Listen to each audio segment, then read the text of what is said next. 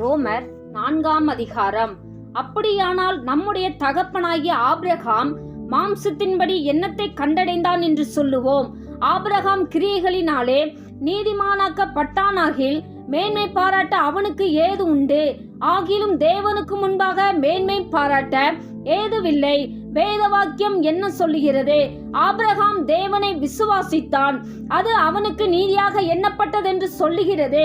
கிரியை செய்கிறவனுக்கு வருகிற கூலி கிருபை என்றெண்ணப்படாமல் கடன் என்றெண்ணப்படும்.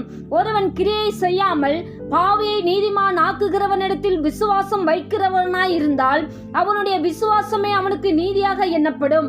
அந்தப்படி கிரியைகளில் இல்லாமல் தேவனாலே நீதிமான் எண்ணப்படுகிற மனுஷனுடைய பாக்கியத்தை காண்பிக்கும் பொருட்டு எவர்களுடைய அக்கிரமங்கள் மன்னிக்கப்பட்டதோ, எவர்களுடைய பாவங்கள் மூடப்பட்டதோ அவர்கள் பாக்கியவான்கள்.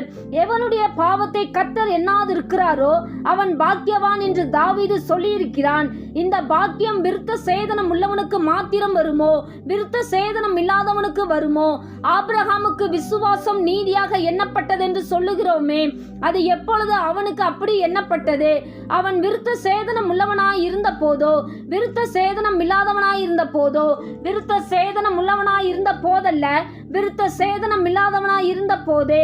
மேலும் விருத்த சேதனம் இல்லாத காலத்தில் அவன் விசுவாசத்தினாலே அடைந்த நீதிக்கு முத்திரையாக விருத்த சேதனமாகிய அடையாளத்தை பெற்றான்.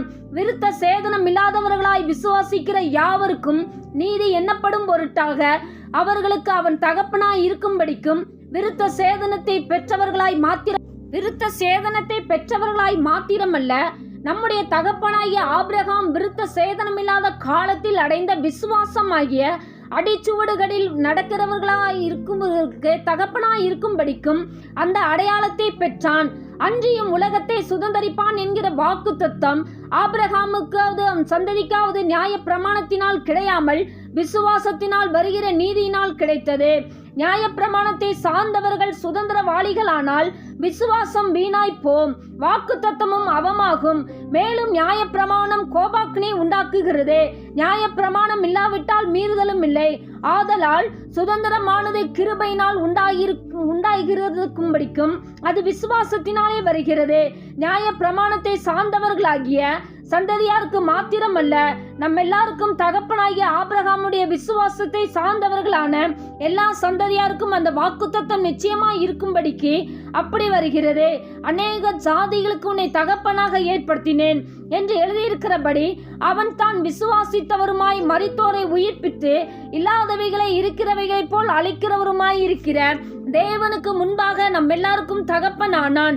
உன் சந்ததி இவ்வளவாய் இருக்கும் என்று சொல்லப்பட்டபடியே தான் அநேக ஜாதிகளுக்கு தகப்பனாவதை நம்புகிறதற்கு ஏதுவில்லாதிருந்தும் அதை நம்பிக்கையோட விசுவாசித்தான். அவன் விசுவாசத்திலே பலவீனமாய் இருக்கவில்லை. அவன் ஏறக்குறைய 100 வயதுள்ளவனாய் இருக்கும் போது தன் சரீரம் செத்து போனதையும் சாராளுடைய கர்ப்பம் செத்து போனதையும் எண்ணாதிருந்தான். தேவனுடைய வாக்கு தத்தத்தை குறித்து அவன் அவிசுவாசமாய் சந்தேகப்படாமல் தேவன் வாக்குத்தத்தம் பண்ணினதை நிறைவேற்ற வல்லவராய் இருக்கிறார் என்று முழு நிச்சயமாய் நம்பி தேவனை மகிமைப்படுத்தி விசுவாசத்தில் வல்லவனானான். ஆகையால் அது அவனுக்கு நீதியாக எண்ணப்பட்டது. அது அவனுக்கு நீதியாக எண்ணப்பட்டதென்பது அவனுக்காக மாத்திரமல்ல, நமக்காகவும் எழுதப்பட்டிருக்கிறது. நம்முடைய கர்த்தராகிய இயேசுவை மரித்தோரிலிருந்து எழுப்பினவரை விசுவாசிக்கிற நமக்கும் அப்படியே எண்ணப்படும். அவர் நம்முடைய பாவங்களுக்காக ஒப்பு கொடுக்கப்பட்டும் நாம் நீதிமான்களாக்கப்படுவதற்காக எழுப்பப்பட்டும் இருக்கிறார்.